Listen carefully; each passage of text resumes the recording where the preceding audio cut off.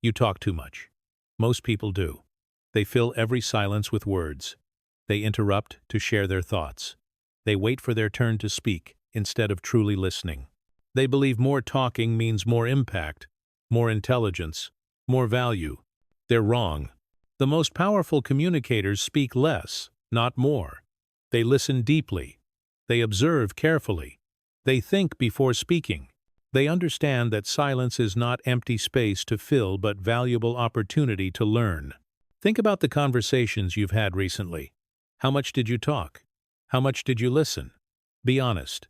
For most people, the ratio is heavily skewed toward talking. They dominate conversations. They share their opinions freely. They explain their perspectives at length. But how much did they actually understand from those conversations? How much did they learn about the other person? How much deeper insight did they gain? Usually, very little. Because they were too busy talking to truly understand. This is the paradox most people miss. They talk to demonstrate understanding, but talking prevents understanding. They speak to show their knowledge, but speaking blocks learning. They dominate conversations to appear important, but domination prevents connection. Real understanding comes from listening, not speaking. Real learning happens when you're absorbing, not broadcasting. Real insight emerges from observation and reflection, not from constant verbal output. The people who truly understand others, who grasp complex situations quickly, who make wise decisions based on deep comprehension, these people speak less and listen more. They're comfortable with silence. They ask questions instead of making statements. They seek to understand before being understood. This audiobook is about developing that capability, learning to speak less and understand more, not about becoming silent or passive, but about being strategic and intentional with your words, about using silence as tool for understanding, about listening as active skill rather than passive waiting. We'll explore 10 essential dimensions of this transformation. Understanding why silence is powerful, learning to listen actively and deeply, asking questions that reveal truth, observing what people don't say, controlling the urge to interrupt, thinking before speaking, speaking only when you add value, using strategic silence, reading nonverbal communication, and building wisdom through observation. These aren't techniques for manipulation. They're practices for genuine understanding, for becoming the kind of person who truly grasps situations, who understands people deeply, who makes decisions based on comprehensive understanding rather than partial information. But I need to be honest with you. Speaking less is difficult. Your ego wants to talk. Your insecurity wants to prove your knowledge. Your habits want to fill every silence. Social pressure wants you to contribute constantly. Overcoming these forces requires genuine effort and self-control. Most people can't do it. They understand intellectually that listening matters, but they can't stop talking long enough to listen. They recognize that silence has value, but they're too uncomfortable with it to use it. They know they should speak less, but they don't. Can you be different? Can you resist the urge to fill every silence? Can you listen when you want to talk? Can you observe when you want to speak? If yes, then understanding becomes accessible. If no, then you'll continue talking without truly understanding. Because, here's the truth, most of what you say adds little value. Most of your verbal output is repetition, opinion, or filler. The world doesn't need more of your words, but it desperately needs people who truly understand, who listen deeply, who grasp situations comprehensively before acting. Your talking prevents you from being one of those people. Your constant verbal output blocks the understanding you could be developing. Every moment spent speaking is moment not spent listening, observing, or processing. Right now, you probably think you're a good listener. Most people do. They believe they understand others well. They think they grasp situations quickly. But if you honestly examine your conversations, you'll likely discover you're spending far more time talking than listening. More time waiting to speak than trying to understand. This imbalance is costing you. It's preventing deeper relationships. It's blocking learning opportunities. It's creating misunderstandings. It's making you less effective than you could be. All because you speak too much and understand too little. The solution isn't complicated. Speak less. Listen more. Observe carefully. Think deeply. Understand thoroughly. Simple in concept. Difficult in practice. But transformative in results. 6 months from now, you could be known as someone who truly understands, who grasps situations others miss, who connects with people on deeper level, who makes wise decisions based on comprehensive understanding. Or you could still be talking constantly without genuine understanding. The difference is whether you learn to speak less and understand more, whether you develop comfort with silence, whether you prioritize understanding over being understood. This is your opportunity, not to talk more effectively, but to talk less and understand more, not to become better speaker, but to become better listener and observer, not to dominate conversations, but to comprehend them. Stop talking so much. Start listening deeply. Stop filling every silence. Start using silence strategically. Stop trying to be heard. Start trying to understand. Let's learn exactly how to do that. Let's develop the discipline of speaking less. Let's build the capacity for deeper understanding. Let's transform from people who talk constantly to people who understand thoroughly. How to speak less and understand more. Not someday, when it's comfortable. Now, despite the discomfort, Chapter 1. Understand why silence is powerful. Before you can speak less effectively, you need to understand why silence is powerful. Most people see silence as empty void, to be filled, as uncomfortable gap in conversation, as sign of having nothing to contribute. This misunderstanding keeps them talking constantly. Silence is not weakness. It's not emptiness. It's not failure to communicate. Silence is a powerful tool that creates space for understanding, demonstrates confidence, and enables deeper connection. Let me explain silence's power. First, silence creates space for others to speak. When you're silent, others can express themselves fully. They can share their complete thoughts without interruption. They can reveal their true feelings without being redirected. This creates opportunity for genuine understanding that constant talking prevents. Think about conversations where someone dominated with non-stop talking. How much did you reveal about yourself? How deeply did you share? Probably very little because there was no space. The talker prevented your expression by filling all available space with their words. Now think about conversations with someone who was comfortably silent, who listened without rushing to respond, who gave you space to think and speak. You probably shared more, went deeper, revealed things you wouldn't have with a constant talker. Silence creates this space. It invites others to fill it. It gives them permission to express fully. This is first source of silence's power. It enables others' expression, which enables your understanding. Second, silence demonstrates confidence. Insecure people talk constantly.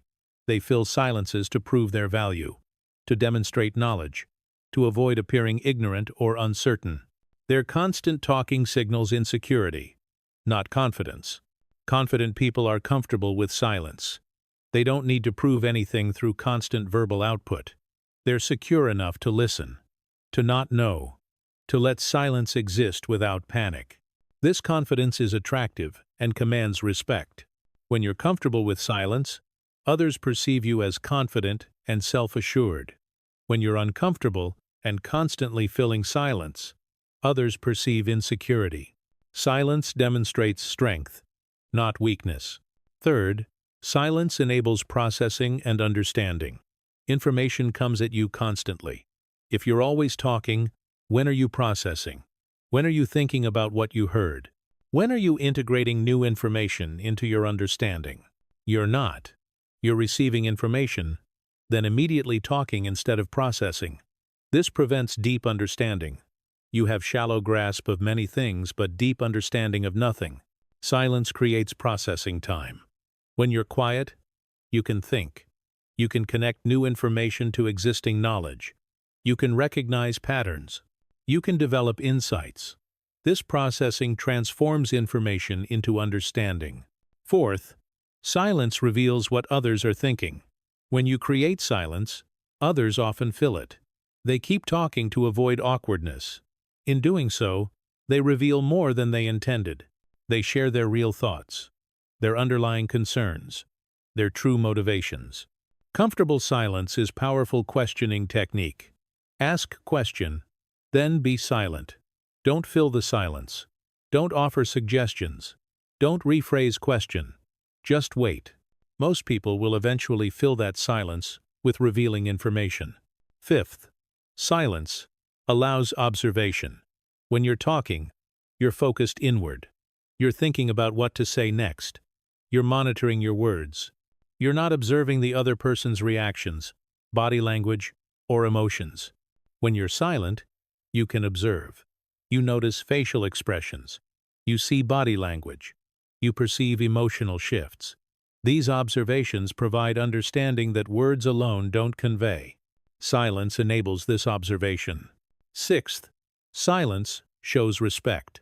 When you listen without interrupting, you show the speaker that their words matter, that you value their perspective, that you're genuinely interested in understanding them. This respect builds trust and connection. When you constantly interrupt or immediately respond, you signal that your thoughts matter more than theirs, that you're waiting to talk, not trying to understand. This damages connection. Silence shows respect that builds relationships. Seventh, silence prevents foot-in-mouth moments. The more you talk, the more mistakes you make. You reveal ignorance. You offend unintentionally. You commit to positions you haven't thought through. You create problems through careless words. Silence prevents this. You can't make verbal mistakes when you're not speaking. You avoid committing to poorly considered positions. You don't accidentally offend. Strategic silence protects you from self-inflicted damage. Eighth, silence gives you advantage in negotiations. The person who talks more in negotiation usually loses. They reveal information. They make concessions. They fill silence with offers the other side didn't request. The person comfortable with silence has advantage. They gather information while revealing little. They let others make offers. They use silence as pressure that makes others uncomfortable and talkative. Ninth, silence makes your words more impactful. When you talk constantly, your words lose weight. People tune you out. They stop listening because they know more words are always coming. Your constant output devalues each individual word. When you speak rarely, people listen. They pay attention because you don't waste words. When you do speak, it matters. Your selective speech makes each word more valuable. 10th, silence enables deeper thinking. Complex thoughts require time to develop. If you're immediately verbalizing every thought, you're sharing half-formed ideas, shallow thinking, quick reactions, rather than deep analysis. Silence gives you time to think deeply before speaking, to develop complete thoughts, to consider implications, to choose words carefully. This produces better thinking and better communication. Here's what you need to internalize. Silence is not absence of value. It's presence of value. It's active choice to listen, observe, and process rather than speak. It's strategic tool that enables understanding. Most people fear silence because they misunderstand it. They think it means having nothing to contribute. It actually means being selective about contributions. They think it shows ignorance. It actually shows wisdom. They think it's passive. It's actually highly active and intentional. Your goal is not to become silent all the time. It's to become comfortable with strategic silence. To choose when to speak based on whether speaking adds value, not based on discomfort with silence. To use silence as tool for understanding rather than gap to fill from insecurity. Here's your first practice. In your next conversation, deliberately create silence. Ask question, then be quiet. Count to 10 in your head. Don't fill the silence. Don't offer suggestions. Don't rephrase. Just wait silently. Notice what happens. The other person will likely keep talking. They'll expand their answer. They'll reveal more. They'll go deeper. All because you created space with silence. Notice how you feel. Uncomfortable, probably. You want to fill the silence. You want to help them. You want to add something. Resist these urges. Sit with the discomfort. Let silence do its work. Do this in multiple conversations this week. Practice creating and maintaining silence. Notice its power. Notice what it reveals. Notice how it changes the conversation. This practice will begin developing your comfort with silence and your understanding of its value. Understand why silence is powerful. It creates space. It demonstrates confidence. It enables processing. It reveals truth. It allows observation. It shows respect. It prevents mistakes. It provides advantage. It makes your words impactful. It enables deeper thinking. Chapter 2. Learn to listen actively and deeply. Listening seems simple. You hear words. You process them. You understand. Right? Wrong. Most people don't actually listen. They hear sounds, but they don't truly listen. They're not actively processing and understanding. They're passively waiting for their turn to talk. Real listening is active skill. It requires effort, attention, and discipline. It's not passive reception of sounds. It's active engagement with meaning. This kind of listening is rare and powerful. It enables deep understanding that passive hearing never achieves. Let me explain active listening. Active listening starts with intention. Before conversation begins, you decide to truly listen. You commit to understanding, not just hearing. You prepare to receive, not just respond. This intention sets foundation for genuine listening.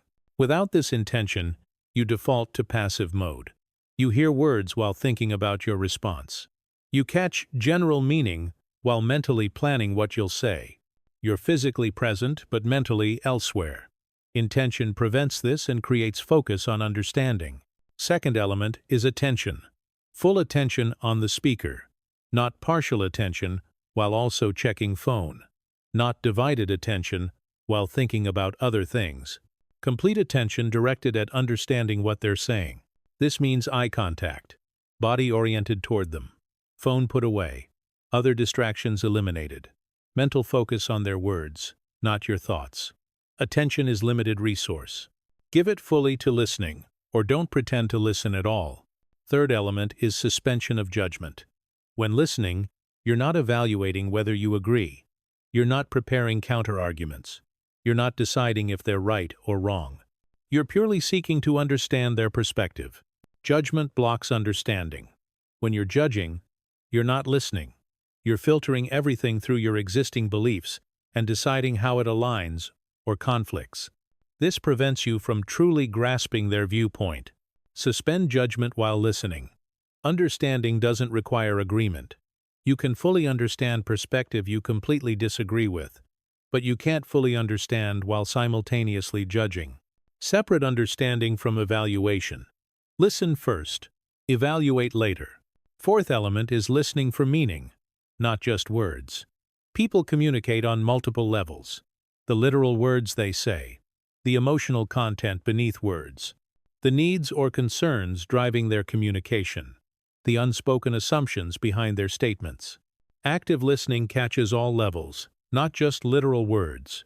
You hear what they're saying and what they're not saying. You perceive the emotions. You recognize the underlying concerns. You grasp the complete message, not just the verbal component. This requires listening between the lines, paying attention to tone, emphasis, hesitation, repetition. These elements reveal meaning beyond literal words. They show what really matters to the speaker. Fifth element is asking clarifying questions. Active listening isn't silent reception. It's engaged process. When you don't understand something, you ask. When something is ambiguous, you seek clarity. When you want to go deeper, you invite elaboration. Questions like, "What do you mean by that?" Or, "Can you give me an example?" Or, "Help me understand why that matters to you." These questions demonstrate you're listening and trying to understand, not just waiting to speak. But asking to understand is different from asking to challenge. "What do you mean?" Seeks understanding. "Why would you think that?" Challenges. Active listening asks questions that increase understanding, not questions that judge or redirect. Sixth element is reflecting back, periodically summarizing what you heard in your own words. So what you're saying is, or, it sounds like you feel, or, if I understand correctly. This serves two purposes. First, it confirms your understanding. They can correct if you misunderstood. This prevents conversation proceeding on false assumptions. Second, it shows them you're listening. They know you're engaged and trying to understand. This encourages them to share more deeply. Seventh element is noticing your internal resistance. While listening, your mind will generate reactions, disagreements, judgments, desire to interrupt, urge to share your experience. These are normal. Active listening means noticing them and not acting on them. When you notice desire to interrupt, acknowledge it mentally and return focus to listening. When you disagree, note the disagreement but continue listening. When you want to share your story, recognize the urge and choose to keep listening instead. This internal management is crucial. Your mind will constantly try to shift focus to itself. Active listening requires continuously redirecting focus back to the speaker. Eighth element is physical engagement. Your body language communicates whether you're listening. Leaning slightly forward shows interest. Nodding shows you're following. Appropriate facial expressions show emotional resonance. Conversely, looking away signals disinterest. Slouching suggests boredom. Blank expression indicates mental absence. Your body language should reinforce your listening, not contradict it. Ninth element is patience. People need time to express complete thoughts. They might take circuitous path to their point. They might search for right words. They might pause to think. Active listening gives them this time without rushing. Don't finish their sentences. Don't speed them along. Don't fill their pauses. Let them find their own words at their own pace. Your patience creates space for fuller expression and deeper sharing. 10th element is resisting the planning trap. Most people, while someone else is talking, are planning what they'll say next. They hear enough to formulate response, then stop truly listening while they refine their response internally. This is not listening. This is waiting to talk while words happen. Active listening means postponing response planning until they're completely finished, trusting that appropriate response will come after you've fully understood, not planning it while they're still speaking. Here's how to practice active listening. Start with low-stakes conversations. Coffee with friend. Chat with colleague. Conversation with family member. Commit to truly listening in these interactions. Give full attention. Suspend judgment. Listen for meaning. Ask clarifying questions. Reflect back understanding. Notice your resistance. Keep physical engagement. Be patient. Don't plan responses while they're talking. After conversation, assess. How well did you listen? When did attention wander? When did judgment creep in? When did you start planning responses? This honest assessment shows where you need improvement. Practice in progressively more challenging situations. Easy conversations with people you like.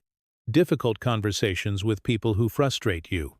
Conversations about topics you disagree on strongly. Each level develops your listening capability. You'll notice something as you improve. The better you listen, the more people share. They sense genuine interest. They feel truly heard. They open up more deeply. This creates rich understanding that superficial listening never achieves. You'll also notice that you understand people and situations more completely, because you're actually absorbing information instead of just waiting to talk. This comprehensive understanding leads to better decisions, stronger relationships, and more effective action. Learn to listen actively and deeply. Set intention to understand. Give full attention. Suspend judgment. Listen for meaning. Ask questions. Reflect back. Notice resistance. Engage physically. Be patient. Don't plan while they speak. Chapter 3. Ask questions that reveal truth. The right questions reveal understanding that statements never could. Questions open doors to deeper truth. They invite explanation. They surface assumptions. They expose underlying motivations. Strategic questioning is a powerful tool for understanding. Most people ask poor questions, or don't ask questions at all. They make statements instead. They share their opinions. They tell, rather than ask. This prevents them from learning what questions would reveal. Even when they do ask questions, they're often superficial. How are you? Expecting only fine as answer. What do you think? Without genuine interest in the response. Questions asked from social convention, not actual desire to understand. Real questions, asked strategically, are different. They're designed to reveal truth, to deepen understanding, to get beneath surface.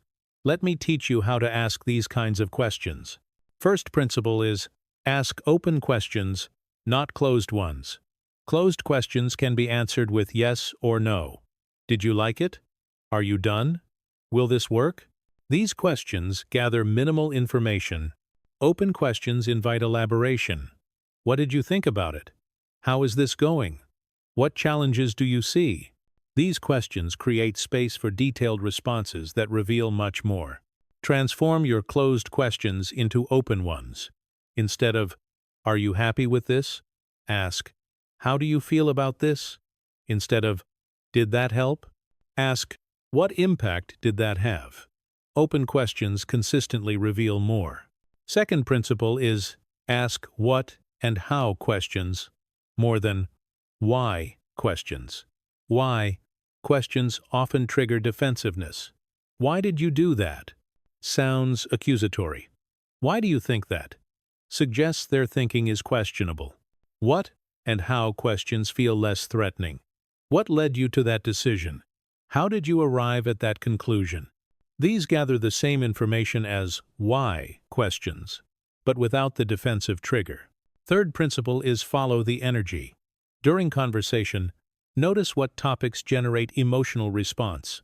Where does their voice change? Where do they become more animated or more withdrawn? These are topics that matter to them.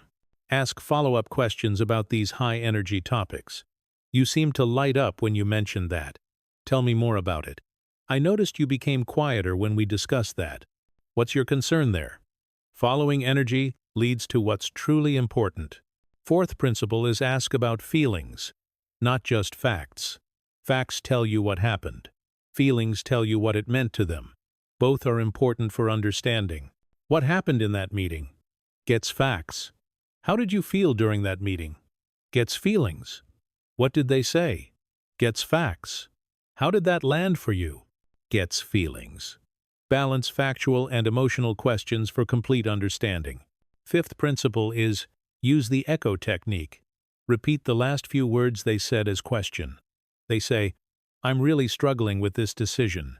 You say, "Struggling with this decision?" They'll typically elaborate on what you echoed. This simple technique keeps them talking. It shows you're listening. It invites them to go deeper. And it requires no clever question formulation. Just echo key words with questioning tone.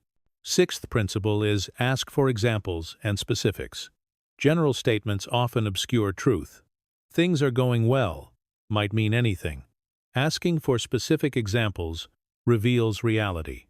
Can you give me an example? What specifically do you mean? Walk me through what that looked like. These questions transform vague generalities into concrete specifics that enable real understanding. Seventh principle is ask about context and background. Current situation often makes sense only when you understand how it developed.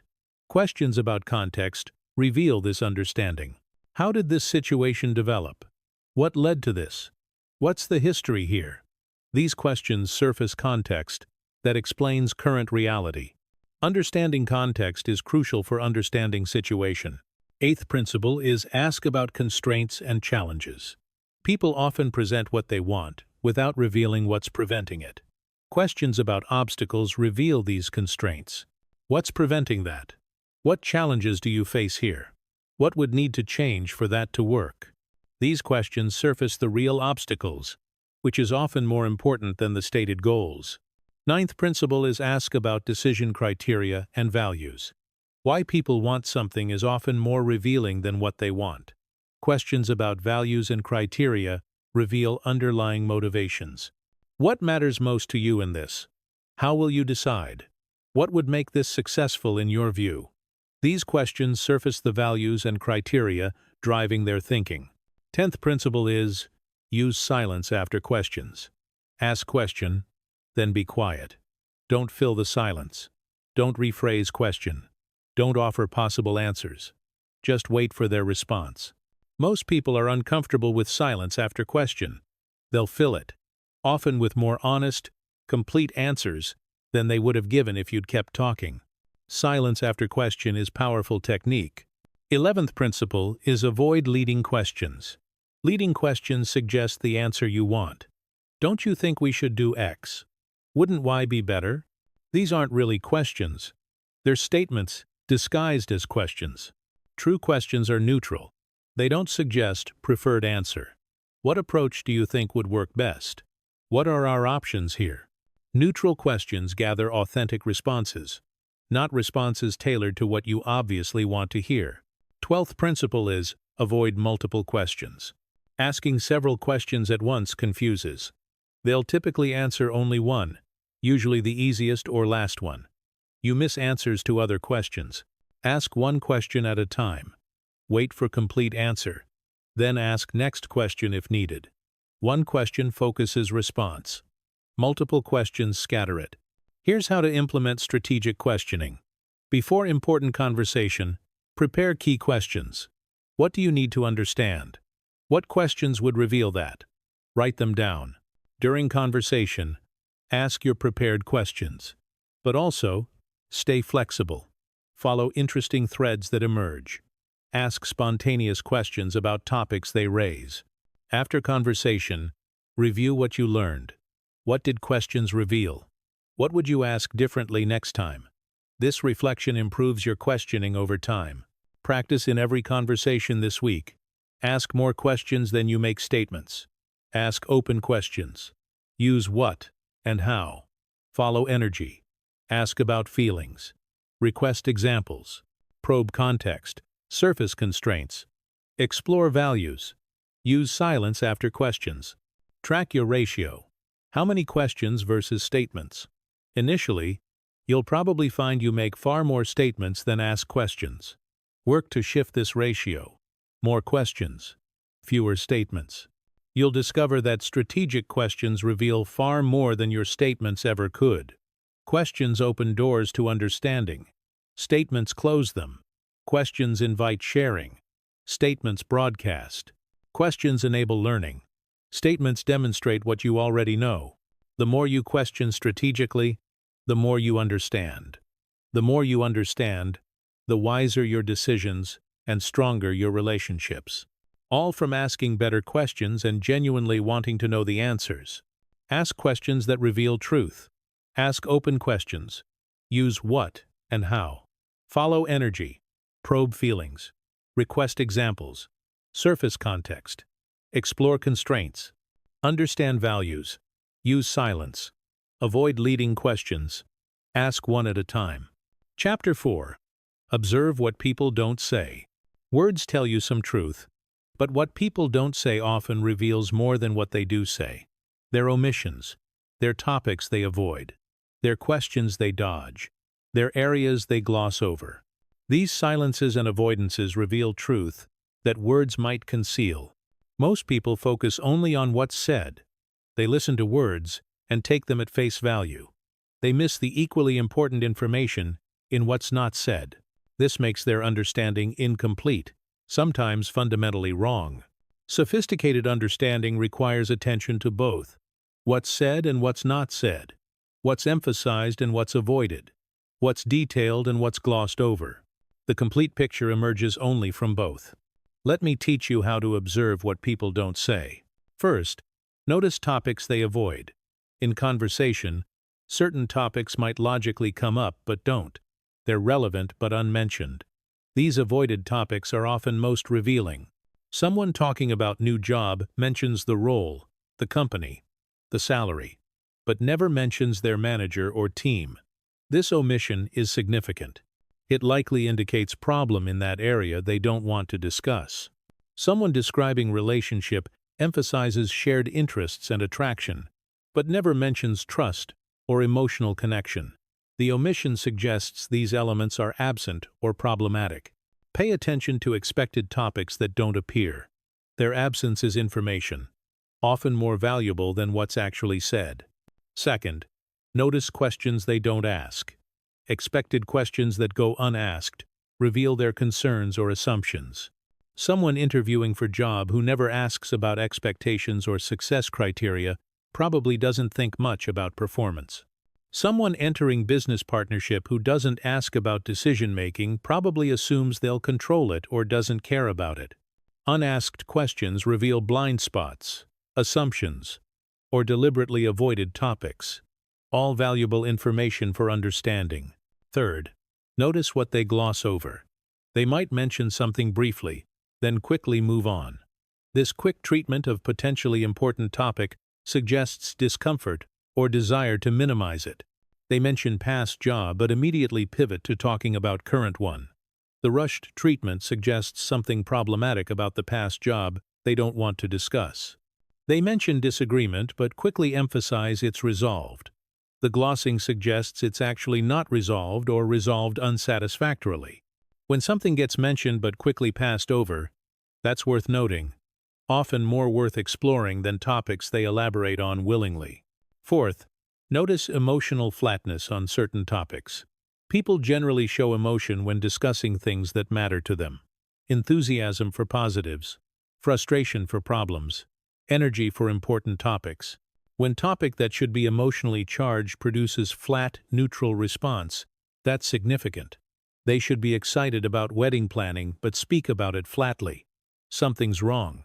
They should be frustrated about major problem but describe it without emotion. They've likely given up or disconnected. Emotional flatness on emotionally significant topics indicates something they're not saying. Fifth, notice vagueness where specificity would be expected. Someone who's genuinely engaged with topic can be specific. They have details. Examples. Concrete descriptions. Vagueness suggests lack of real engagement or deliberate concealment. They talk about working on various projects, but can't name any specifically. They mention making progress, but can't describe what progress. They discuss plans to improve, but can't detail what improvements. This vagueness indicates either they're not actually doing what they claim, or they're deliberately being evasive. Sixth, notice redirections. You ask about one thing, they answer about something else. You probe topic A, they pivot to topic B. These redirections indicate they don't want to discuss what you asked about. One redirection might be natural conversation flow. Consistent redirections from specific topic indicate that topic is uncomfortable territory. What they won't discuss directly is often what most needs discussing. Seventh, notice contradictions between words and actions. They say one thing, but do another.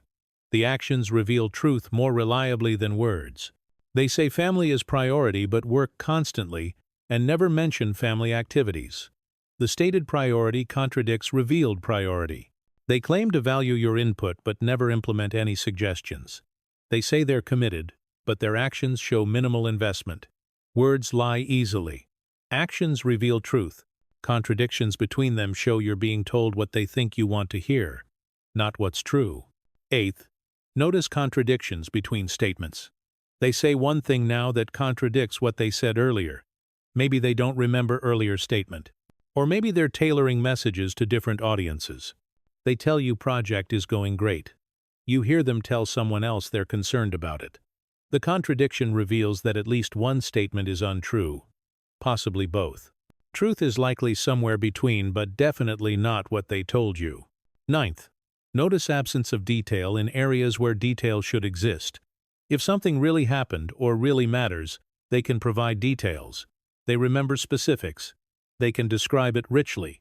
Absence of detail suggests the thing didn't happen as described or doesn't matter as claimed. They say they researched options thoroughly but can't name what options they considered. They claim to have strong opinion but can't articulate reasoning behind it. Lack of detail indicates lack of actual engagement with topic.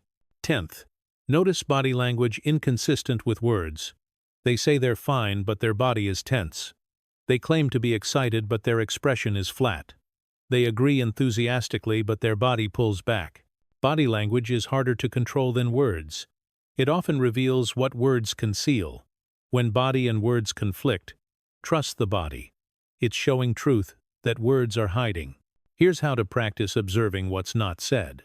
In conversations this week, consciously split your attention. Listen to what they say, and notice what they don't say. What topics are avoided? What questions go unasked? What gets glossed over? Where is there emotional flatness? Where is vagueness? What redirections happen? What contradictions exist between words and actions, or between statements? Where is detail lacking? What does body language contradict? After conversation, review. What did you learn from what wasn't said? Often, it's more revealing than what was said. This practice feels odd initially. You're accustomed to focusing on content of speech. Attending to absence and omission requires different kind of attention. But this attention reveals understanding that content alone never could. Don't use this understanding to judge or manipulate. Use it to understand more completely. When you notice someone avoiding topic, you can gently explore whether they want to discuss it. When you notice vagueness, you can ask for specifics. When you notice contradiction, you can seek clarification. The goal isn't to catch people in lies or inconsistencies. It's to understand full picture, including what they're not openly communicating. This complete understanding enables more effective response, stronger relationships, and better decisions. Observe what people don't say. Notice avoided topics. Note unasked questions. See what's glossed over. Detect emotional flatness. Spot vagueness. Track redirections. Identify contradictions. Notice missing details. Read body language. The unsaid is often more revealing than the said. Chapter 5. Control the urge to interrupt.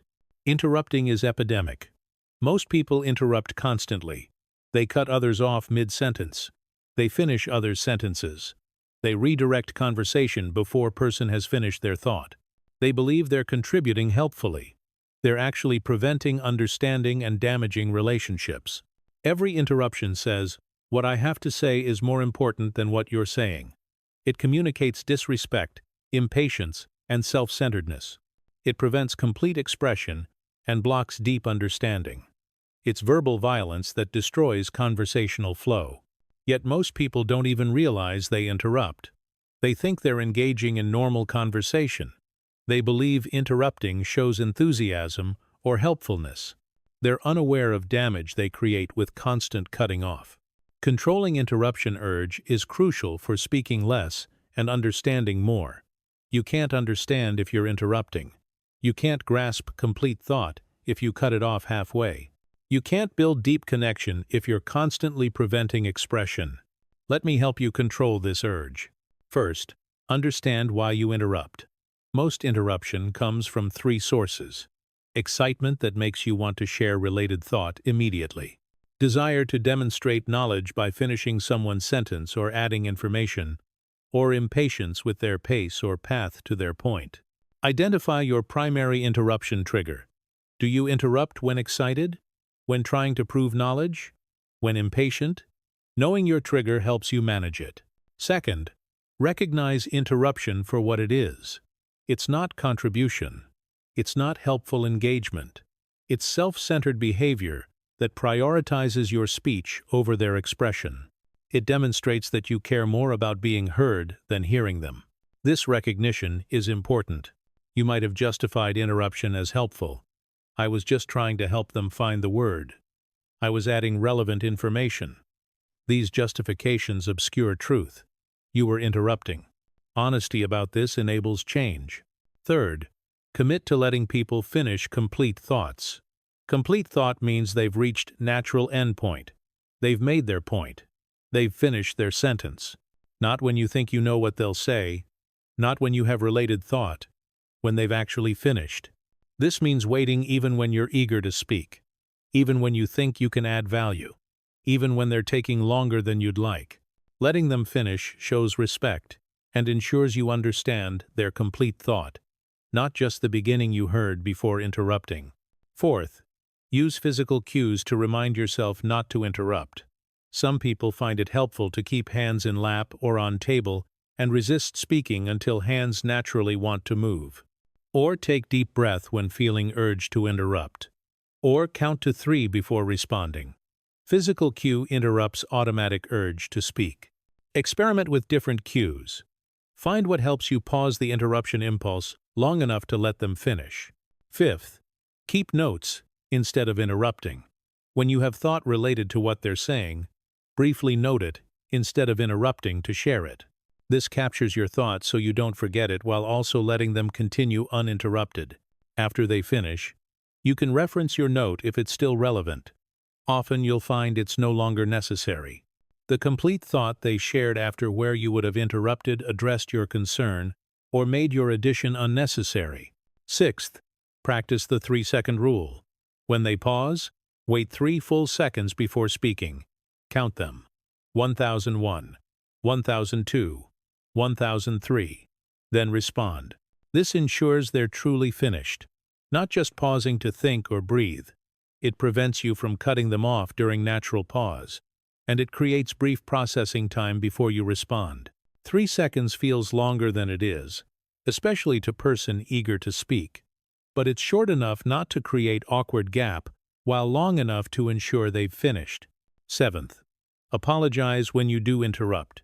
You will interrupt sometimes, despite best efforts.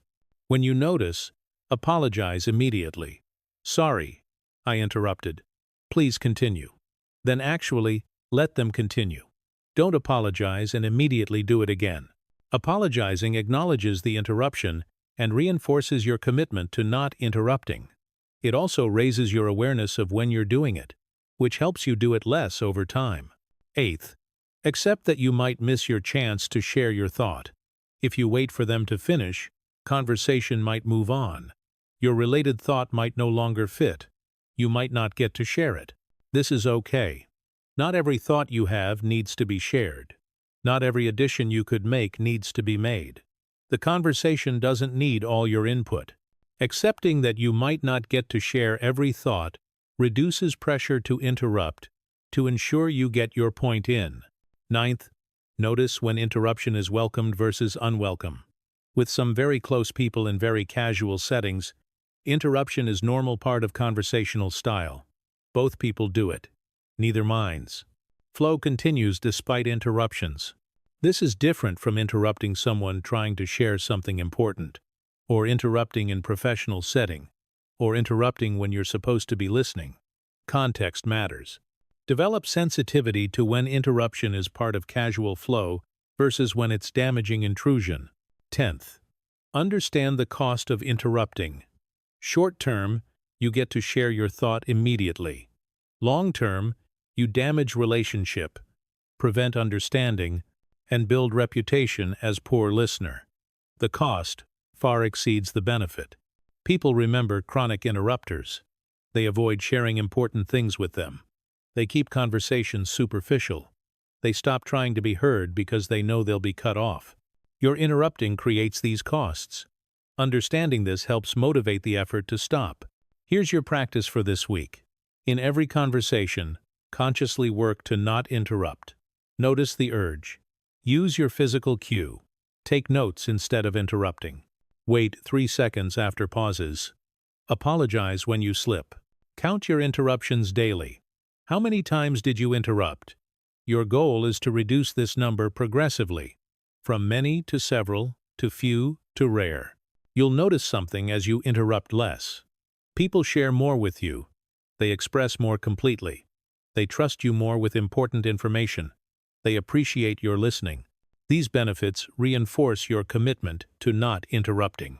You'll also notice that you understand more, because you're hearing complete thoughts instead of partial ones, because you're not so focused on when you can speak that you miss what they're saying. Your understanding deepens as your interrupting decreases. Control the urge to interrupt. Understand why you do it. Recognize it as disrespectful. Commit to letting people finish. Use physical cues. Take notes. Wait 3 seconds. Apologize when you slip. Accept you might not share every thought. Know when interruption is welcome. Understand the cost. Chapter 6. Think before speaking. Most people speak before thinking. Words flow automatically. They react verbally to every stimulus.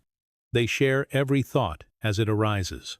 This creates verbal clutter that obscures valuable communication and reveals foolishness. Speaking before thinking leads to saying things you regret, sharing information better kept private, making commitments you can't keep, revealing ignorance you could have concealed, creating problems that didn't need to exist, all preventable through simple practice of thinking before speaking. Thinking before speaking means pausing between thought and speech, creating gap where you evaluate whether speaking serves any purpose, considering how your words will land, choosing precise language. This pause transforms reactive verbal dumping into strategic communication. Let me teach you how to think before speaking. First, create deliberate pause between impulse to speak and actual speech. When you feel urged to talk, don't immediately talk. Pause. Take breath. Count to 3. This brief pause allows thought instead of just reaction. Initially, this feels unnatural. Your speech has been automatic. Creating pause feels forced. But like any skill, it becomes more natural with practice. The pause becomes a normal part of your communication process. Second, use the pause to ask yourself questions. Does this need to be said? Will saying this add value? Is now the right time? Am I the right person to say this? These questions filter your speech. Many things that feel important to say in the moment don't survive this filtering. If answer to "does this need to be said" is no, don't say it. If it won't add value, keep quiet. If timing is wrong, wait. If you're not right person, let someone else say it.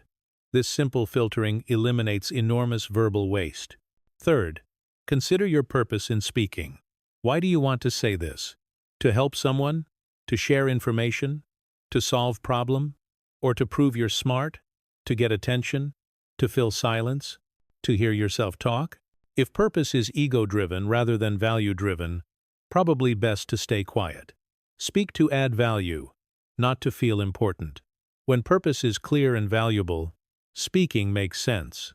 When purpose is unclear or self-serving, silence is wiser. Fourth, consider how your words will be received. You might think something is helpful, but will they experience it that way? You might intend to be funny, but will they find it funny or offensive?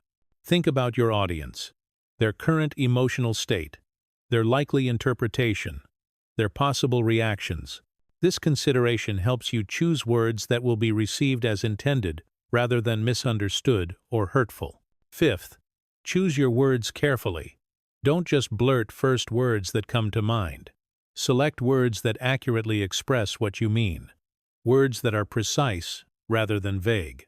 Words that are respectful rather than inflammatory. This doesn't mean using complicated vocabulary.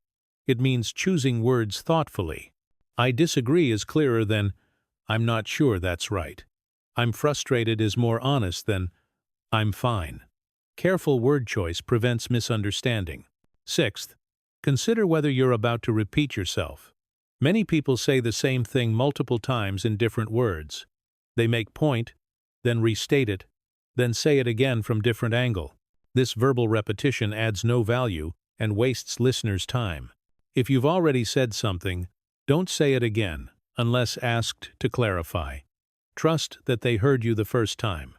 Resist urge to keep talking about same point. Make point once, clearly, then move on. Seventh, evaluate whether you're about to share something you'll regret. Once words are spoken, they can't be unsaid. In anger, people say hurtful things they don't mean. In frustration, people reveal information better kept private. In excitement, people make commitments they can't keep. Before speaking in heightened emotional state, ask yourself, will I regret saying this? If answer is possibly yes, wait. Let emotions settle. Speak when calmer and clearer. Eighth, determine whether speaking serves your goals. Does what you're about to say move you toward what you want, or create obstacles? Some things are true but unwise to say. Some observations are accurate but unhelpful to share. Strategic speakers consider whether speaking serves their interests, not in manipulative way, but in thoughtful way. Don't create unnecessary problems for yourself by speaking unnecessarily. Ninth, give yourself permission to change your mind about speaking. You opened your mouth to say something. Then, in the pause before speaking, you realized it's better left unsaid. It's okay to close your mouth and not speak. It's okay to start sentence and decide not to finish it. Many people feel committed once they've started speaking. They finish the thought even when they realize mid-sentence it's unwise. Give yourself permission to stop. Actually, never mind is perfectly acceptable. 10th, accept that silence is often better option. When uncertain whether to speak, default to silence. You can always speak later if it proves necessary. But you can't unspeak words already said. Bias toward silence when in doubt. This prevents most speaking before thinking problems. Better to have left something unsaid that should have been said than to have said something that should have been left unsaid. Here's your practice. This week, create deliberate pause before speaking. Every time. Count to 3. Use that pause to filter with questions. Does this need to be said? Will it add value? Is timing right? What's my purpose? How will it be received? Notice how many times you decide not to speak after brief consideration. How many words you save. How many potential problems you prevent. This awareness reinforces value of thinking before speaking. Also notice when you speak without thinking. When you blurt something regrettable. When you say more than needed. When you share what should have stayed private. These moments teach you why the pause matters. Over time, pause becomes automatic. You won't have to consciously count to 3. The filtering happens rapidly. But initially, deliberate practice is necessary. You'll discover that thinking before speaking dramatically improves your communication. Your words carry more weight because you use fewer of them. You create fewer problems because you consider before speaking. People listen more because you speak more thoughtfully. Think before speaking. Create pause between impulse and speech. Filter through questions. Consider purpose. Evaluate reception. Choose words carefully. Don't repeat yourself. Prevent regret. Serve your goals. Default to silence when uncertain. Chapter 7. Speak only when you add value. Speaking should add value. Information others don't have. Perspective they haven't considered. Question that advances understanding. Encouragement that motivates. Clarification that prevents confusion. If your speech doesn't add value, it subtracts it by wasting time and attention. Most people speak far more than they add value. They repeat what others said. They state the obvious. They share opinions that add nothing new. They fill silence with meaningless words. They talk to feel included, not because they have something valuable to contribute. This verbal waste diminishes their impact. When you speak constantly without adding value, people tune you out. They learn that your words don't matter. They stop listening. Then when you do have something valuable to say, they miss it because they've learned to ignore you. Speaking only when adding value solves this. Your words become valuable because you don't waste them on non-value. People listen because they've learned your contributions matter. Your selective speech makes each word count. Let me teach you how to speak only when adding value. First, assess whether you have information others lack. Before speaking, ask yourself, do they already know this? If yes, why repeat it? If no, you might be adding value by sharing it. But having information others lack isn't sufficient. The information must also be relevant. Interesting fact that doesn't relate to current conversation doesn't add value. Novel information that matters to current topic does. Second, evaluate whether your perspective is different from what's been shared. If 3 people have already made the same point you were going to make, adding fourth voice saying same thing adds no value. It's just piling on. But if you have genuinely different perspective, that adds value. Different angle that hasn't been considered. Different interpretation. Different concern. Unique viewpoint contributes. Repetitive viewpoint doesn't. Third, determine whether your question advances the conversation. Good questions reveal information, clarify confusion, or deepen understanding. These add value. Superficial questions that could be answered by listening more carefully don't add value. Before asking question, make sure you've listened carefully enough that the answer wasn't already provided. Questions that show you weren't listening waste everyone's time. Fourth, consider whether your contribution moves things forward. Does what you're about to say advance the discussion toward resolution or deeper understanding? Or does it sidetrack into tangent? Or rehash what's already been covered? Forward movement adds value. Circular repetition or tangential drift subtract value. Speak to advance, not to talk. Fifth, assess whether you're adding clarity or confusion. Sometimes people speak thinking they're clarifying but actually muddy the waters. They use complex language when simple would work. They add caveats and exceptions that confuse rather than clarify. If you can genuinely make something clearer, that adds value. If you're going to make it more confusing, stay quiet and let someone else clarify. Sixth, evaluate whether your contribution is timely. Right thing said at wrong time adds little value. Observation that would have been valuable 10 minutes ago, but now conversation has moved on, doesn't help. Pay attention to conversational flow. Contribute when your point is relevant to current discussion, not when you finally remember the point you wanted to make earlier. Seventh, determine whether you're speaking from knowledge or speculation. Speaking from actual knowledge or experience adds value. Speaking from speculation dressed up as knowledge adds noise and potential misinformation. Be honest about your epistemic state. I don't know, but I think, is more valuable than confidently stating speculation as fact. If you don't actually know, either say that honestly or stay quiet. Eighth, assess whether you're contributing or performing. Are you trying to add to the conversation or trying to impress with your eloquence or intelligence? Contribution adds value. Performance wastes time. Speak to help the conversation succeed, not to demonstrate how smart or articulate you are. The distinction is subtle, but crucial. Ninth, consider whether encouragement or acknowledgement would add value. Not all valuable contributions are informational. Sometimes most valuable thing you can add is recognizing someone's contribution, encouraging someone who's struggling, acknowledging effort or insight. These relational contributions add different kind of value, but they're still value. Don't dismiss them just because they're not information dense. 10th, evaluate opportunity cost.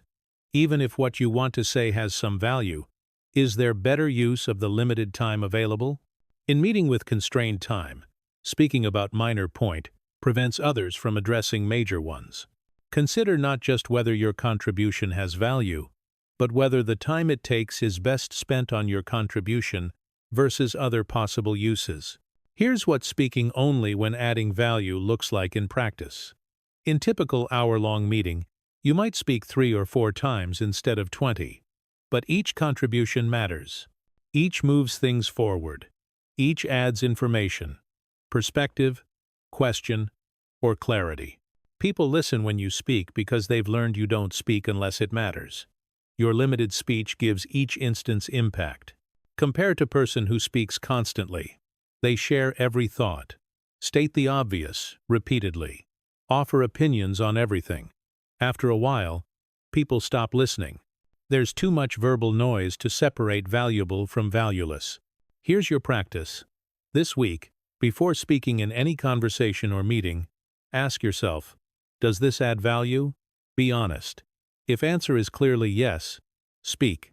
If answer is no or uncertain, stay quiet. Track how many times you choose not to speak because you can't identify value you'd add. You'll probably be surprised how often you would have spoken without adding value. Also track how many times you do speak and what value you add. Information, perspective, question, clarity, encouragement. Knowing what value you're adding helps you become more strategic about contributions. You'll notice that speaking less but with more value increases your impact. People pay more attention. Your contributions carry more weight. You become known as someone whose words matter. You'll also notice pressure decrease. You're not trying to contribute constantly. You're not feeling obligated to have opinion on everything. You speak when you have value to add. Otherwise, you listen and learn. This is more sustainable and more effective. Speak only when you add value. Assess whether you have novel information. Evaluate whether your perspective differs. Determine if your question advances. Consider if you move things forward. Add clarity, not confusion. Be timely. Speak from knowledge. Contribute, don't perform. Offer encouragement. Consider opportunity cost. Chapter 8. Use strategic silence. Silence is not just absence of speech. It's an active tool that can be used strategically. The right silence at the right time creates space, reveals information, demonstrates control, and shifts dynamics. Learning to use silence strategically multiplies your understanding and influence. Most people fear silence. They fill it reflexively. They're uncomfortable with gaps in conversation. They interpret silence as failure to communicate. This fear prevents them from leveraging silence's power. Strategic silence requires comfort with being quiet at moments when most people would speak, using silence deliberately to achieve specific purposes. This transforms silence from passive gap into active tool. Let me teach you strategic silence. First is the power pause. This is brief silence before responding to question or statement. Instead of immediate response, you pause. Count to 3 or 5. This pause communicates several things. It shows you're thinking carefully rather than reacting automatically. It demonstrates that the topic deserves consideration. It signals confidence because you're not rushing to fill silence. And practically, it gives you time to formulate better response than immediate reaction would produce. Practice power pause. When asked question, don't respond immediately. Take breath. Count to 3. Then respond. This small change dramatically improves both perception and quality of your responses. Second is reflective silence. After someone finishes speaking, instead of immediately responding, you're silent for several seconds. You appear to be processing what they said, which you actually are. This silence serves multiple purposes. It ensures they're truly finished, not just pausing. It gives you processing time. It shows respect for what they said by taking time to consider it. And it often prompts them to continue speaking, revealing more than they would have if you'd immediately responded. Use reflective silence after meaningful statements. Let them land. Give them space. Don't rush to fill the space with your reaction. Third is the strategic non-answer. When asked question you don't want to answer, instead of declining verbally, you can simply be silent. Don't say, "I'm not going to answer that." Just don't answer. Let silence be your response. This is powerful in negotiations or when someone is probing for information you don't want to share. Verbal refusal invites argument. Silence is harder to argue with. They might try to fill the silence by asking different question or moving on. Either way, you haven't answered original question. Use carefully. This can seem rude if overused, but occasionally, strategic non-answer through silence is more effective than verbal deflection. Fourth is the invitation silence. After asking question, you remain silent until they answer. No matter how long it takes, no matter how uncomfortable the silence becomes, you wait. This silence invites full answer. If you ask question, then immediately offer possible answers or rephrase question, you're letting them off easy. They can give superficial response. But if you ask and then remain silent, they must engage with question. The silence pressures them to answer substantively. Use this when you need real answer, not polite deflection. Ask question, then be silent until they truly answer. Fifth is the processing silence. During complex discussion, instead of constant back and forth, you take silence to think. Give me a moment to think about that. Then you're actually silent. You think. Then you respond. This silence demonstrates respect for complexity. It shows you're taking the matter seriously. It produces better thinking than rapid-fire exchange. And it models that thinking is more important than quick response.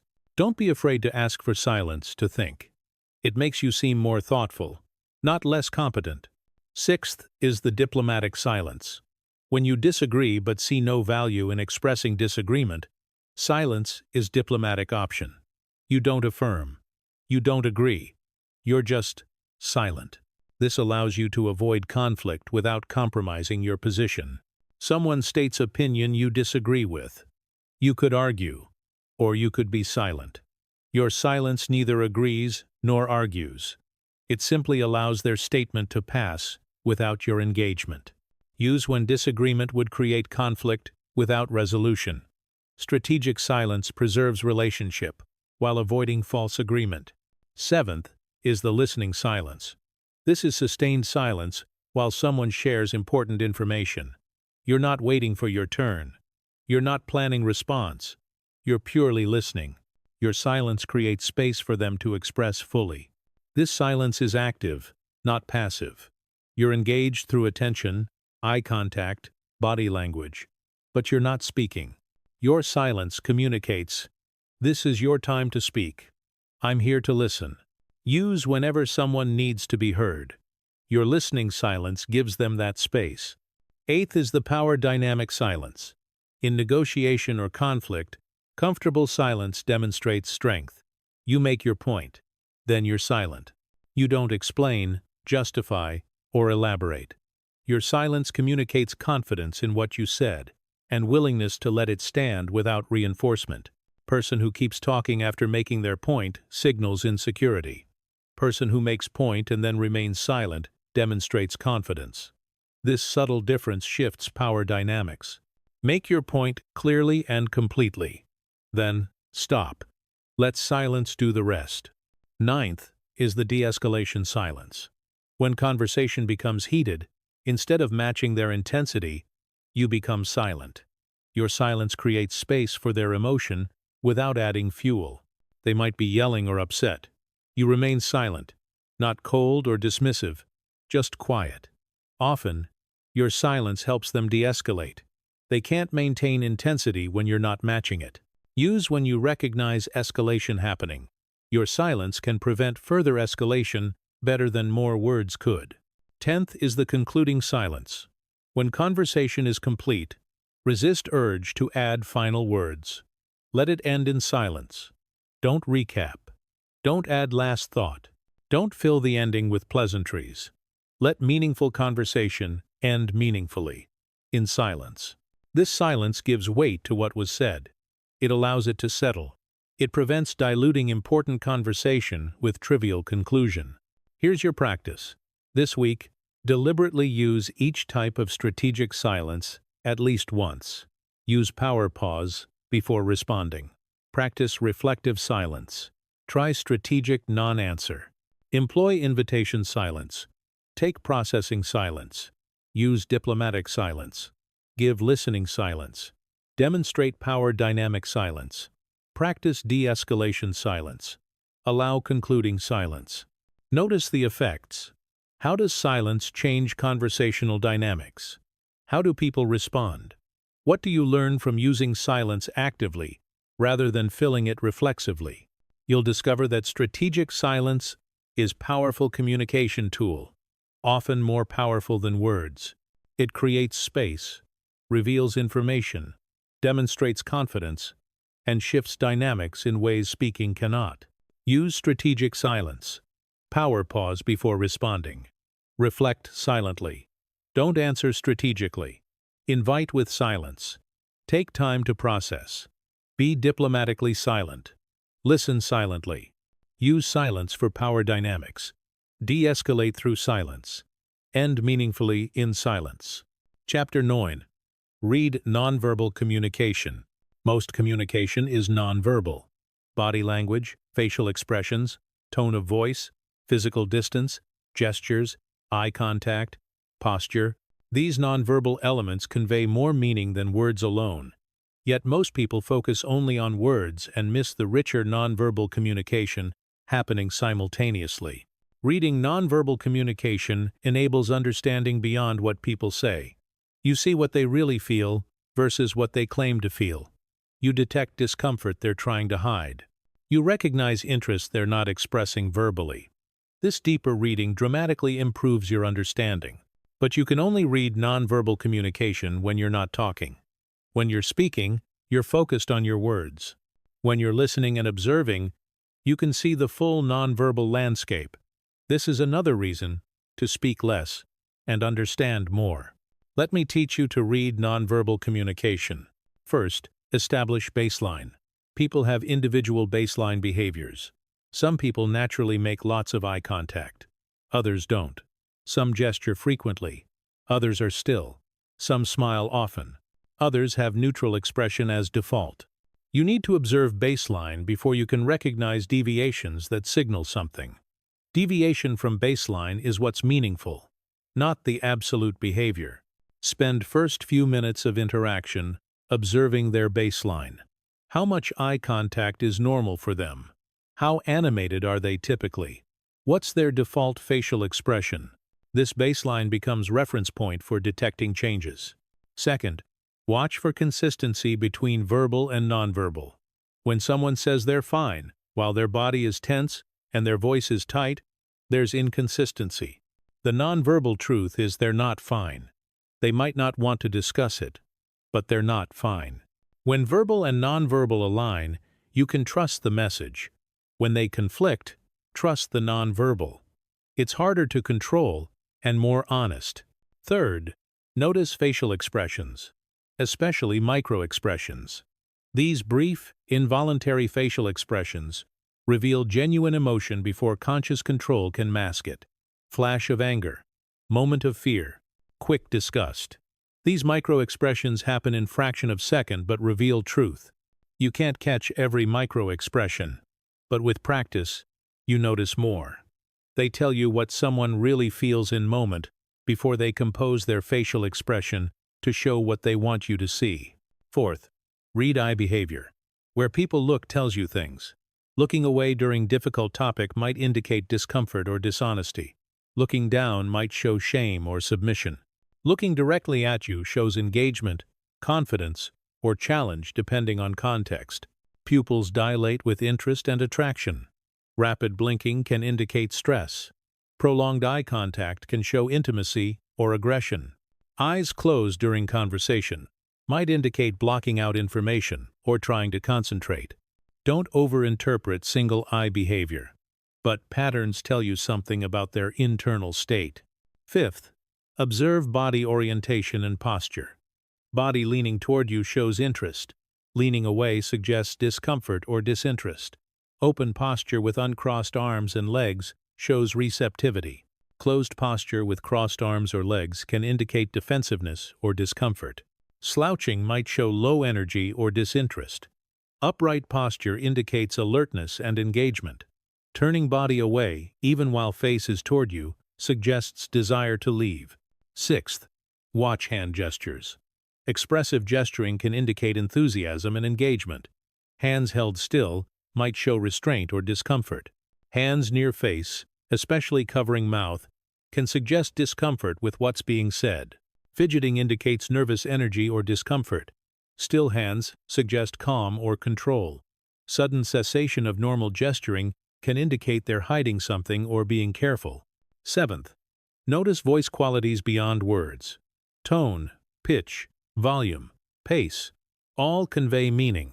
Rising pitch can indicate stress or deception.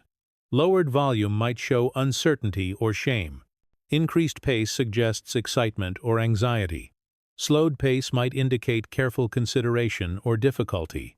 Voice trembling shows emotion, even when words are controlled. Monotone suggests disconnection or suppression of feeling. Changes in voice quality from baseline are particularly meaningful. Eighth, observe personal space management. Moving closer indicates comfort and connection. Maintaining distance suggests discomfort. Invading personal space can be dominance, display, or intimacy move, depending on context and relationship. Creating barriers like putting laptop between you indicates desire for separation. Removing barriers shows willingness to connect. How people manage space tells you about their comfort and intentions. Ninth, watch for self-soothing behaviors. When stressed, people unconsciously soothe themselves, touching their own face, neck, or arms. rubbing hands together, playing with hair. These self-soothing gestures indicate discomfort or stress. Not all self-touching is stress-related, but clusters of self-soothing behaviors alongside other stress signals indicate they're uncomfortable. 10th, notice timing and synchrony. When people are connecting well, they synchronize. They mirror each other's posture.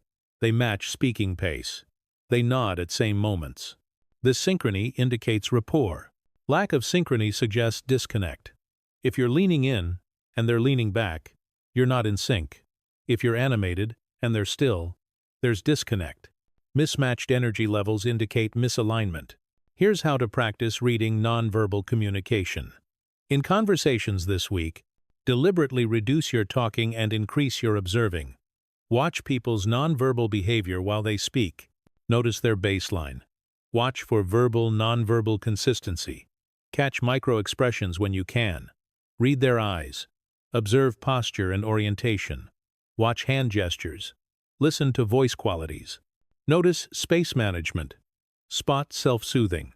Assess synchrony. After conversation, mentally review what you noticed. What did nonverbal communication reveal?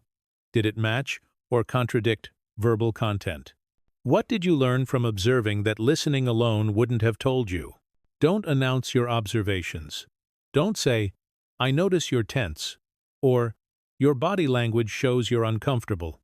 Just use the information to understand better, to respond more appropriately, to know when to probe and when to give space. Over time, reading nonverbal communication becomes more automatic. You notice things without consciously analyzing.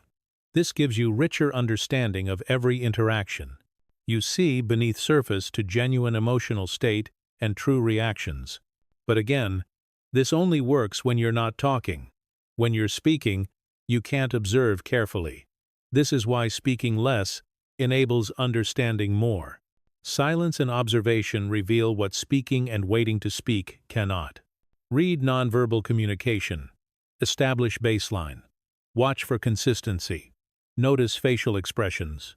Read eyes. Observe posture. Watch gestures. Listen to voice qualities. Notice space management. Spot self-soothing. Assess synchrony. Chapter 10. Build wisdom through observation. Speaking less and understanding more leads to something profound. Wisdom. Not just knowledge or information, but genuine wisdom born from deep observation, thoughtful processing, and comprehensive understanding. Wisdom doesn't come from talking. It comes from observing patterns, connecting disparate information, seeing what others miss, understanding underlying principles, recognizing what matters and what doesn't. This requires extensive observation and minimal speaking. Wise people are rarely the loudest in room. They're the ones listening, observing, processing. They speak seldom but meaningfully. Their words carry weight, because they've built understanding that superficial observers lack. You can build this wisdom through disciplined observation, through speaking less and understanding more, through commitment to comprehension over contribution. Let me show you how. First, observe patterns across situations. Don't just see individual events. See patterns connecting them. Same dynamic playing out in different contexts. Same human behavior in different situations. Same outcome following same causes. Pattern recognition requires observing many situations without being so involved in each that you can't see commonalities. Talking less, observing more, enables this pattern recognition. Practice noticing patterns. In meetings, how do groups typically reach decisions? In conflicts, what usually escalates them and what resolves them? In relationships, what behaviors build trust and what damages it? Patterns emerge when you observe, rather than just participate verbally. Second, connect information from different domains. Wisdom often comes from seeing how principle from one area applies to another, how lesson from nature applies to human behavior, how pattern from history applies to current situation. These connections require broad observation and integrative thinking. You can't make connections while constantly talking. You make them while quietly processing information from various sources. Read widely. Observe diverse situations. Listen to different perspectives. Then, connect the dots between them. These connections produce insights that specialized knowledge alone doesn't. Third, distinguish essential from trivial. Wise people focus on what matters. They don't get distracted by surface noise. They see through superficial to fundamental. This discernment comes from observing many situations and recognizing what actually matters versus what just seems important in moment. Talking less helps develop this discernment. When you're not caught up in verbal exchange, you can assess what's actually important. You're not reacting to every comment. You're observing the whole landscape and recognizing what's central versus peripheral. Practice asking, what really matters here? Look past the immediate topic to underlying issues. Past the presented problem to root cause. Past the stated positions to actual interests. This penetrating observation builds wisdom. Fourth, understand human nature deeply. Wise people understand people, not because they've studied psychology formally, because they've observed people extensively. They've seen human patterns repeat. They understand motivations. They recognize when people are being honest versus performing. This understanding comes from observing people while being less involved in constant talking. Watch how people behave in different situations. What brings out their best? What triggers their worst? What do they say versus what they do? What patterns repeat across different people? This observation builds understanding of human nature that guides wise interaction and decision-making. Fifth, recognize what you don't know. Paradoxically, wisdom includes knowing limits of your knowledge. Foolish people think they understand everything. Wise people recognize vast areas they don't understand. This recognition comes from extensive observation that reveals complexity. The more you observe and understand, the more you realize how much you don't know. Constant talking prevents this recognition. You're too busy demonstrating knowledge to recognize its limits. Speak less, observe more, and you'll naturally develop appropriate epistemic humility. You'll know what you know and what you don't. This is wisdom. Sixth, develop long-term perspective. Wisdom sees beyond immediate to eventual, beyond short-term benefits to long-term consequences, beyond current situation to historical context and future implications. This perspective requires observation over time, seeing how situations develop, how decisions play out, how short-term gains become long-term losses, or vice versa. You can't develop this perspective while constantly engaged in immediate verbal exchange. Step back. Observe over longer time frames. Notice how things evolve. This builds perspective that enables wiser decisions. Seventh, integrate rational and intuitive understanding. Wisdom combines logical analysis with intuitive sense. Both matter. Pure logic without intuition misses important information. Pure intuition without logic is unreliable. Integration requires time for both analysis and intuition to develop. Constant talking prevents both. You're reacting verbally, not processing rationally or tuning into intuition. Speak less, think more. Let rational analysis happen. Let intuitive sense emerge. Integrate both into comprehensive understanding. Eighth, learn from observation of consequences. Wise people see actions and their consequences connected. They observe that certain behaviors lead to certain outcomes. This allows them to predict likely consequences and choose actions accordingly. This learning requires observing the complete cycle from action to consequence. When you're constantly talking, you're focused on the action phase. You miss the consequence phase. Speak less, observe more, and you see complete cycles that teach you wisdom. Ninth, cultivate detachment that enables clear seeing. When you're emotionally invested in being heard or proving points, you can't see clearly. Detachment doesn't mean not caring. It means not being so invested that it clouds judgment. Speaking less naturally creates detachment. You're observing rather than advocating, listening rather than arguing. This detachment enables clearer understanding that builds wisdom. 10th, synthesize learning into principles. Wise people extract principles from observations. They don't just accumulate facts, they develop understanding of how things work. These principles guide future decisions. Synthesis requires processing time that speaking prevents. After observing situations, you need quiet time to process, connect, and extract principles. This mental work happens in silence, not during talking. Build regular reflection time. Review what you've observed. Extract lessons. Develop principles. This turns observation into wisdom.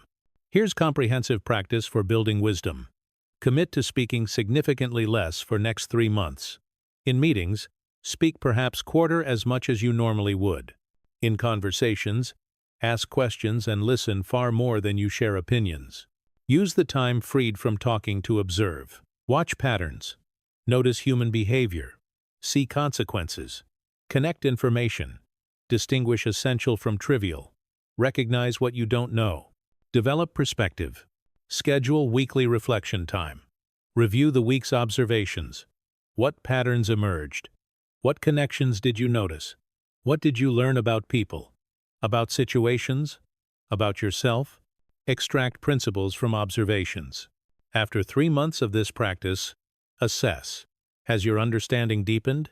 Do you see patterns you missed before? Do you make wiser decisions? Do people seek your perspective more? Is your occasional speech more impactful? You'll likely find that speaking less has made you wiser. Your understanding has deepened. Your insights are more valuable. Your words carry more weight because they're fewer and more carefully considered. This is ultimate benefit of speaking less and understanding more. Not just better communication, but genuine wisdom born from observation, reflection, and deep understanding. Build wisdom through observation. Notice patterns. Connect across domains. Distinguish essential from trivial. Understand human nature. Recognize what you don't know. Develop perspective. Integrate rational and intuitive. Learn from consequences. Cultivate detachment. Synthesize into principles. We've explored 10 essential dimensions of speaking less and understanding more. Understanding silence's power. Learning to listen actively. Asking, revealing questions. Observing the unsaid. Controlling interruption urge. Thinking before speaking. Speaking only when adding value. Using strategic silence. Reading nonverbal communication. And building wisdom through observation. These aren't just communication techniques. They're path to deeper understanding, to wiser decisions, to stronger relationships, to becoming person who truly grasps situations rather than just having opinions about them. But understanding these principles changes nothing without implementation. You can know that you should speak less and still talk constantly. You can recognize value of listening and still interrupt habitually. You can agree with everything in this audiobook and still fill every silence with words. So here's the question. Will you actually speak less? Will you actually listen more? Will you actually observe rather than just waiting to talk? Most people won't. They'll understand intellectually but continue verbally dominating every interaction. You can be different. You can actually implement. You can actually transform. From someone who talks constantly to someone who understands deeply. Let me remind you what's at stake. Every time you talk when you should listen, you miss information. Every time you interrupt, you prevent understanding. Every time you fill silence unnecessarily, you waste opportunity to learn. This accumulates over time into comprehensive, shallow understanding rather than deep wisdom. Right now, you probably think of yourself as a good communicator. Most people do. But honest assessment likely reveals that you talk far more than necessary, that you listen less than you should, that you're more focused on being heard than on understanding. This imbalance costs you. In relationships, where you don't truly understand the other person. In decisions made on incomplete understanding. In opportunities missed because you were talking instead of observing. In wisdom you haven't developed because you've been too busy talking to observe patterns and build understanding. The solution is clear. Speak less. Listen more. Observe carefully. Think deeply. Understand comprehensively. Then speak only when you add value. This transformation won't happen overnight. Years of habitual talking won't change immediately. But it can change if you commit to practice. If you deliberately speak less, in every conversation. If you consciously observe more. If you intentionally build comfort with silence. Here's what I want you to do. Starting today. Not tomorrow. Not after you think about it more. Today. First, commit to speaking 50% less for 1 week.